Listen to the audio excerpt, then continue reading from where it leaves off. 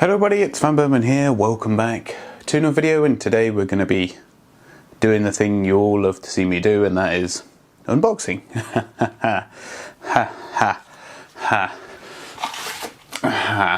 Anyway, that's not a threat, just my box opening knife. And probably gathered by the title, it's another graphics card, and it is the RTX 3080. Yes. Now lots of you may think that I am sponsored by MSI. I'm not.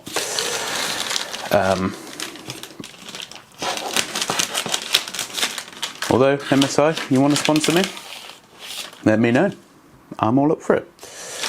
Alright, let me just take out this evidence that might have my name and address on.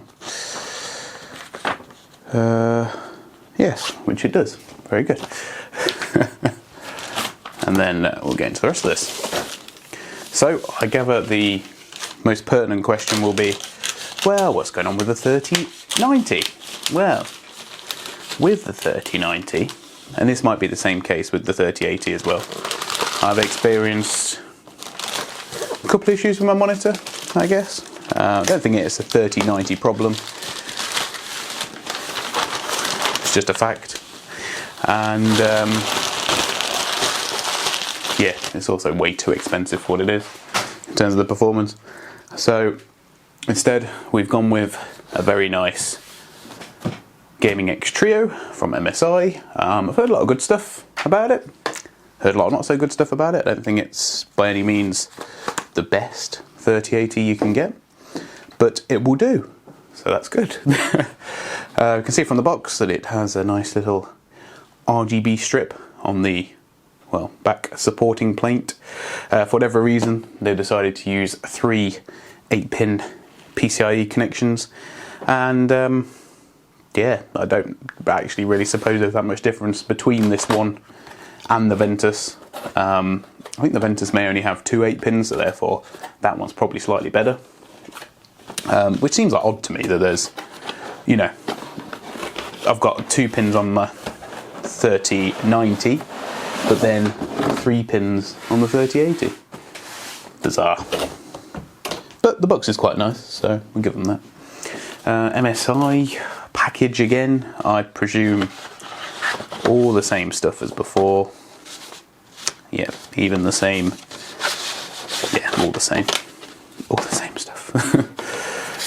Take off this top bit to unveil the card, and another support bracket.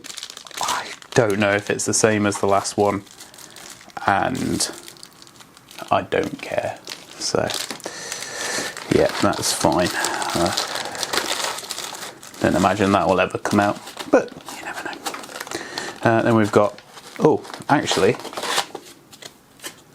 a bit of foam for to protect the PCIe connector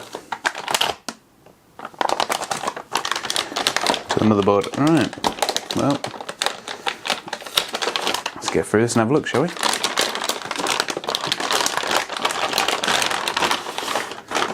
So out it comes. I would say it's slightly lighter than the 3090, if I'm being brutally honest.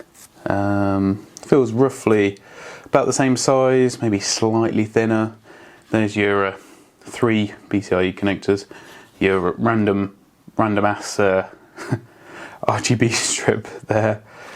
Got a red plug for your fan. Fans seem fine, very similar to the Ventus. Maybe these ones are slightly bit thicker, but they've obviously got the dragon motif. If that's what you're into. Still, you know, this one is still quite plain looking, especially if you turn the RGB lights off. It's got a very similar vibe to the Ventus, beside the dragons, and obviously the MSI dragon at the top. The back plate. So upon feeling it, I would say, oh, it's like got a plasticky edge to it, and that's because I believe it's plastic graphite composite or something. I don't know, but yeah, apparently that's the whole thing. It does have thermal pads, and apparently it will offer some some amount of cooling for the backside of the board. But there you go. The array is one of the OK arrays because they're not all the solid capacitors, so that's good, I suppose. Looks like it's a, I don't know, 2.5, 3 slot card, 3 DisplayPort, 1 HDMI, which is a bit of a shame. I would perhaps like to see, you know, a little bit more on this. Not that I would use it, but just in general, only because this is their sort of next one up, I guess, supposedly, from the Ventus. Yeah, I think that's it. There's not much else to say. Feels quite heavy, feels quite sturdy. It's fairly big, one of the bigger cards, but obviously all the same with the 3080s. So yeah, the 3/8 pin is probably the biggest downfall of it, but yeah, managed to get, oh, I didn't actually say that. So I managed to pick this up for £800, which is apparently, seems to now be the absolute going rate for this card, which I think is absolutely incredible, like incredibly high. And but it does make it a lot more reasonable, I guess, than the 3090 when you don't need that amount of VRAM.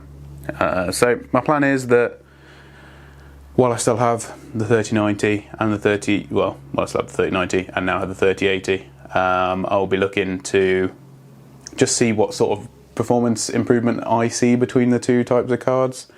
I think there's potentially, you know, a decent story there, mainly because I'm only running with the 3600 at the minute, Ryzen 5, and that way we'll just see, you know, if I'm bottlenecked by the CPU or not. So, because obviously we expect the 3090 to be slightly better, but not enough where I think it warranted that, and it doesn't, warranted that 700 quid extra.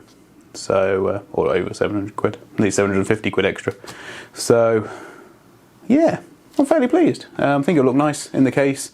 It'll look nice vertically mounted like that. I don't plan on having the RGB strip on, I don't think. But mainly because I don't want to install the bloody Dragon Center thing, whatever it's called. Their light dealy-majig application. But it's good that it's got like that supporting bracket at the back as well. The plan is hopefully to water cool this potentially. A bit of a long-term project, nothing I'll be doing like tomorrow or anything like that. But yeah, stay tuned if you want to see how it does, especially if you want to see how it does in comparison to the Ventus 3090, which I think is, obviously, we expect the 3090 to do better, but it'll be interesting to see how much better that is. So I hope you've all enjoyed it. I don't believe there's anything else to show you. I didn't get my code actually for GeForce Now or anything, but there you go. Yeah, well, there you go, another unboxing. Be sure to hit that dislike button and I'll see you all next time. Bye for now.